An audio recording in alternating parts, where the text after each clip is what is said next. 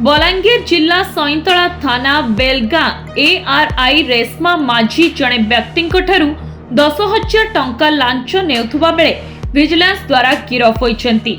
सिसकेला गाँवर वासुदेव नंद नामक जड़े व्यक्ति निज जमीर कागजपत्र काम करिबा पई एआरआई निकटरे दरखास्त करथिले। सेही बाबद को माझी 10,000 टंका दाबी करथिले। मंगलवार मध्यस्थी मंटू नंदक जरिया ऑफिस भितर 10,000 टंका लांच नेउथुबा बेले पूर्व योजना मुताबक छकी रहिथिबा विजिलेंस टीम तांकू काबू करि नैथिला। विजिलेंस टीम लांच टंका जबत करिबा सहित एआरआई रेशमा माझी एवं मध्यस्थी मंटू नंदन को गिरफ्त करी कोर्ट चालाण करिछि। एही चढ़ाव रे बलांगीर, सोनपुर, बरगढ़, संबलपुर विजिलेंस टीम सामिल थिबा बलांगीर विजिलेंस डीएसपी पोलस्ती छत्रिया सूचना दैछंती। बलांगीर सुनील कुमार महांती रिपोर्ट, धरित्री लाइव।